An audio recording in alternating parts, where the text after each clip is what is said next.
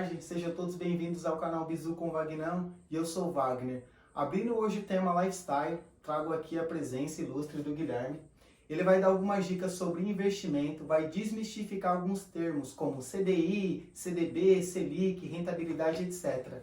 E vai dar algumas dicas sobre os investimentos no cenário atual, com e sem o coronavírus, beleza? Fiquem aí. Se você ainda não é inscrito no canal, se inscreva, ative o sino de notificação e deixa aquele like.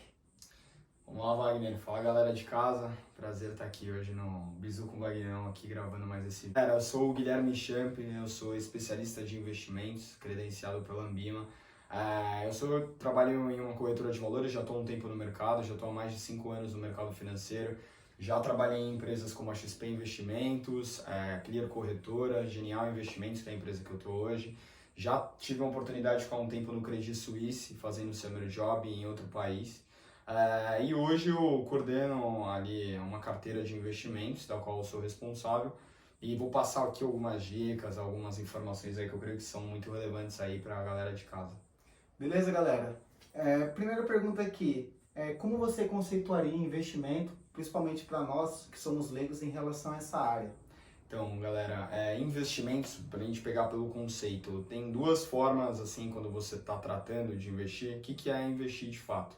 Investir é quando você guarda um dinheiro, um capital e remunera ele a alguma taxa. Então, tem duas diferenças preconceituais entre guardar dinheiro e investir. Investir é quando você guarda esse dinheiro e aplica esse recurso no mercado financeiro, de acordo com alguma taxa de referência. Tá? Bacana. E alguns termos, né, que para nós que somos leigos nessa área ficaria um pouco difícil, como Selic, CDB, rentabilidade. Como você conseguiria explicar para nós e exemplificar, né, sim, de modo sim. mais claro para as pessoas que estão aí vendo o vídeo agora? Claro, vamos lá. Para a gente falar sobre a parte conceitual ali, que envolve a questão de rentabilidade, de finanças, Selic é a taxa básica de juros que ela é emitida ali pelo Comitê de Política Monetária e ela é a taxa de juros de referência do mercado financeiro. Tá? Ela é utilizada ali como referência para as transações imobiliárias, no próprio mercado de investimentos.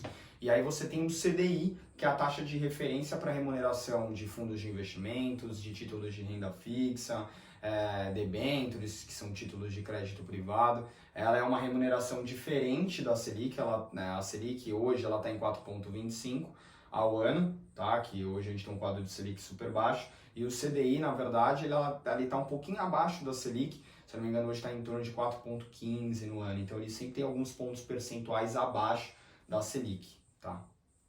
E o CDB é um tipo de investimento, o CDI? Sim. Então, vamos lá. O que é o CDB? CDB é o Certificado de Depósito Bancário. Ele é um título de renda fixa. Ele é um investimento mais conservador que o cliente, na verdade o investidor, consegue pegar esse título que é emitido por instituições financeiras como um banco, que emite esse título de dívida no mercado e você pode comprar esse título de dívida. O bacana é que esse título de dívida é super conservador, ele conta com o famoso FGC, que é o Fundo Garantidor de Crédito, que ele é mantido pelas próprias instituições financeiras via Banco Central. Então é um investimento de baixíssimo risco. Você tem várias formas de remuneração de um CDB, pode ser atrelado a CDB, você pode atrelá-lo aos juros de mercado, CDI no caso, inflação, você pode ter uma taxa delimitada, que é o que a gente chama de prefixado. Então são várias formas de remuneração e você também conta com o FGC, que é o Fundo Garantidor de Crédito. Então tudo que tiver aplicado dentro de uma instituição financeira emissora, em até R$250 mil por CPF, se a instituição vier a entrar em um processo de falência, o cliente não perde esse recurso. Então é um investimento bem seguro para quem está começando ali, saindo da poupança, querendo tomar os primeiros passos ali no mercado financeiro. Bacana. E próxima pergunta aqui, quais são os tipos de investimento que hoje a gente tem, tanto para o cara que é conservador, que é o meu caso, quanto aquele investidor que pensa em ter um lucro maior, por exemplo, bolsa de valores, etc. Claro.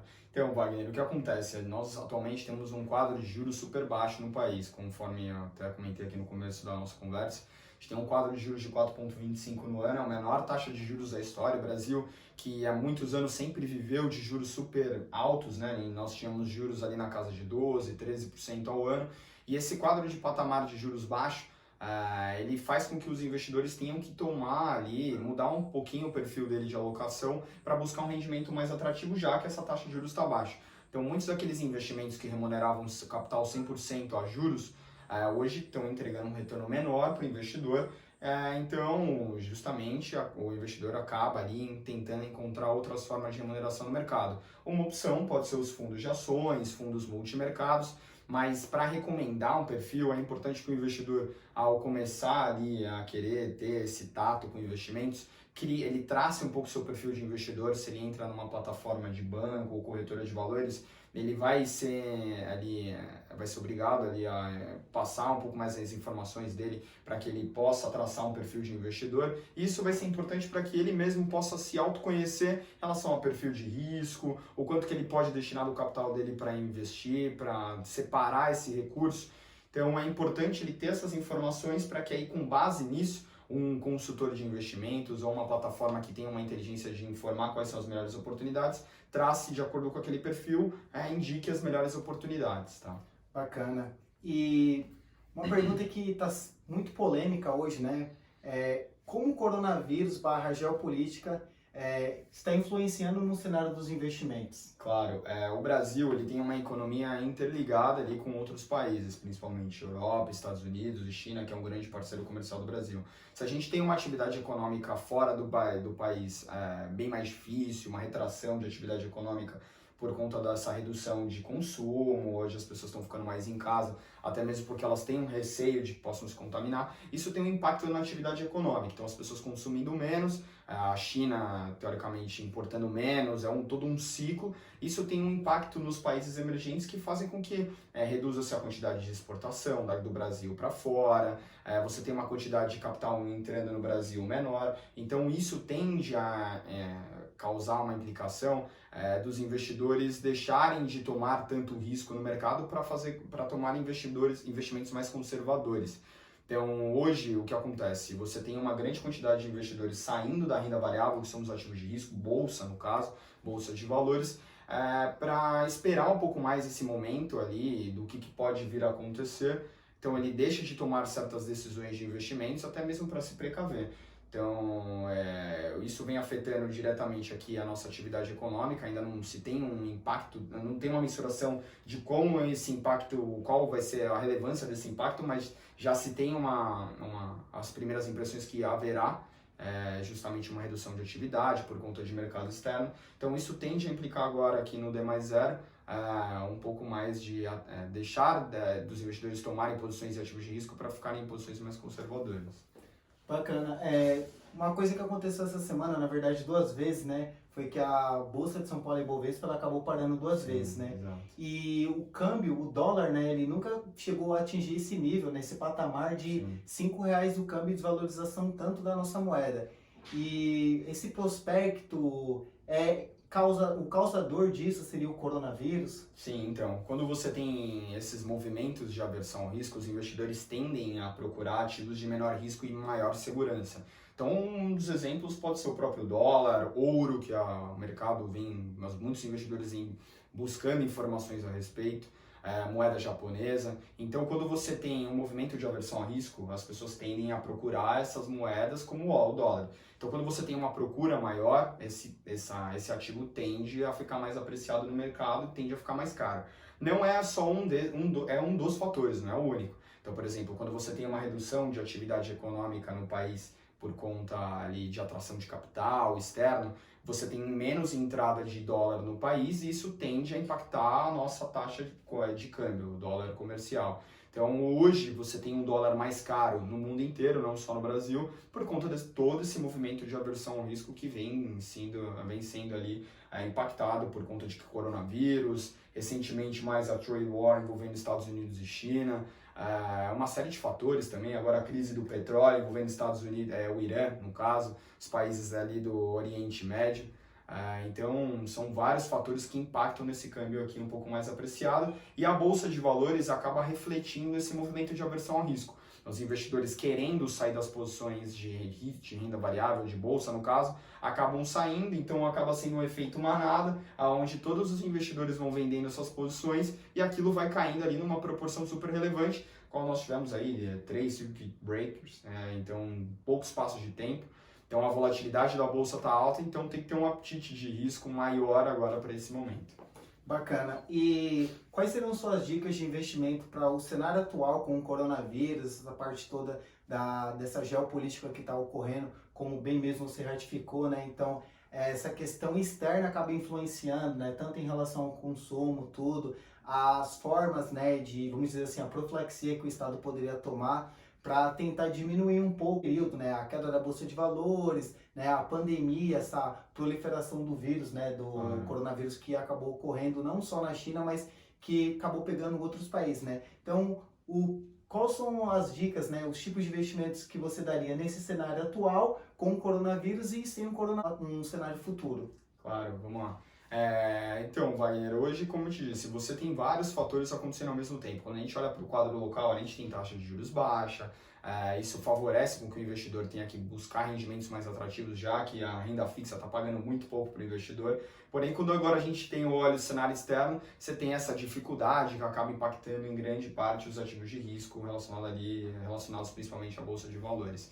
Então, para esse cenário com o coronavírus, então, o investidor traçando o seu perfil de investidor, entendendo o quanto que ele deseja colocar do capital dele, destinar para ativos mais agressivos, que busquem um rendimento maior, porém, nesse momento agora vão ter uma grande volatilidade, eu acho que ele tem que entrar no mercado, nesse momento agora de bolsa, se é um perfil mais agressivo, arrojado, vamos separar por perfis. Se é um cara que está buscando um rendimento mais atrativo, que faça essa alocação em bolsa, mas com muito mais cuidado, muito mais parcimônia, entendimento, procure informações, um consultor de investimentos seria uma pessoa muito adequada para passar ali quais seriam as melhores oportunidades nesse cenário.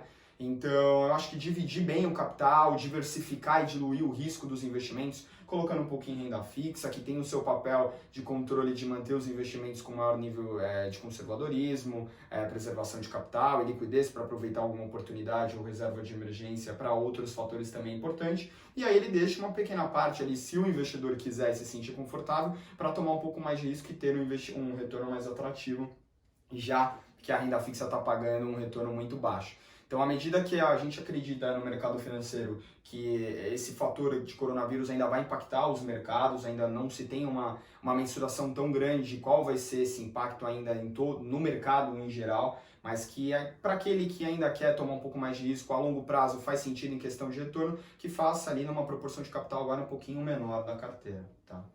Bacana, galera. Então, essa daqui foi a entrevista com o Guilherme. Então, um cara que tem um embasamento muito grande para falar sobre investimentos. Trabalhou em diversas investimentos, diversas corretoras. Ele que é formado pela FEI também, uma universidade conceituada em São Paulo. Então, aqui, galera, eu vou deixar algumas indicações de livros que eu comprei e também depois eu vou pedir para o Guilherme dar algumas indicações de livros. O que eu vou deixar aqui para vocês como indicação para leitura esse daqui, Os Segredos da Mente Milionária, do T. Harv Eker. É um livro, galera, que ele vai dar, assim, bastante dicas, né, de como você começar a mudar o seu mindset, né, o seu pensamento em relação ao investimento. Outro livro bacana aqui também é do Napoleão Hill, Mais Esperto que o Diabo. Então ele vai dar dicas, né, de como você mudar um pouco o seu modo de pensar, o seu modo de agir em relação ao dinheiro. Às vezes a gente é muito influenciado por situações anteriores à nossa, né, os nossos, vamos dizer assim, os nossos ancestrais, as dúvidas, os questionamentos que nossos pais teriam no passado em relação ao dinheiro, acabou passando pra gente. E o último livro, esse eu tô lendo agora, do Gustavo Cerbasi, super recomendo, Pais Inteligentes Enriquecem Seus Filhos, principalmente para quem vai ser pai ou já é pai. Então, assim, a gente tem que pensar no futuro dos nossos filhos. E o investimento, galera, como o Guilherme bem pontuou e ratificou, né? Então não basta só você guardar dinheiro, né? Então você tem que fazer esse capital girar e trabalhar para você. Tem uma frase muito engraçada e às vezes a gente vê muito na internet, né? Você trabalha para o dinheiro ou quer que o dinheiro trabalhe para você? Então o investimento é isso, é uma ferramenta que vai ajudar com que o dinheiro trabalhe para você e consequentemente você consiga aumentar o seu capital e futuramente ter um montante, quem sabe 1 milhão, se tornar o primeiro milionário. Com certeza. Beleza? É isso aí, Wagner. Eu acho que tá super certo e coerente o que você está falando. A gente tem que criar a nossa própria liberdade financeira. Então, você guardar o teu dinheiro é uma coisa, agora você investir ele com muita inteligência, muita estratégia, ler é muito importante. Então, investir em conhecimento é o que eu digo sempre para os clientes da minha carteira, para os meus investidores ao qual eu atendo. Investir em conhecimento é algo hoje, na minha opinião, o mais fundamental. Então, ter um contato com livros didáticos ali sobre finanças, etc., é muito importante. Gosto muito do Gustavo Cerbasi, é um cara super inteligente. Já li muitos livros dele, um desses esse que você mostrou aqui é excelente. E gosto muito do Pai Rico, Pai Pobre também, que é um livro bem tradicional que as pessoas costumam ler. Mas o porquê que é indicado esse livro, Wagner? Cara, o que acontece é que as pessoas têm que criar a cultura de educação financeira dentro de casa. E você propagando isso na cultura para os seus filhos, para sua família, para os amigos, as pessoas vão criando mais consciência da importância de fato de você poder fazer com que o teu dinheiro trabalhe para você e você não fique escravo só do teu trabalho, da tua rotina ali, de ter que sobreviver ali com a sua atividade, etc. Mas que você também possa ter um capital e poder usá-lo aí para uma série de objetivos, comprar uma casa, viajar, né? Que você está sempre gostando aqui de falar no teu quadro. Então, ter esses objetivos, informação, toda essa conjuntura de fatores é muito importante. E no que eu precisar, a galera de casa pode contar comigo também. Beleza, galera? Então esse foi o vídeo da entrevista com o Guilherme. Então se você tem alguma dúvida, deixa aqui no comentário com a tag #VagNãoResponde. Se você ainda não é inscrito no canal, se inscreva, ativa o sino de notificação e deixa aquele like. Vejo você na próxima. Valeu!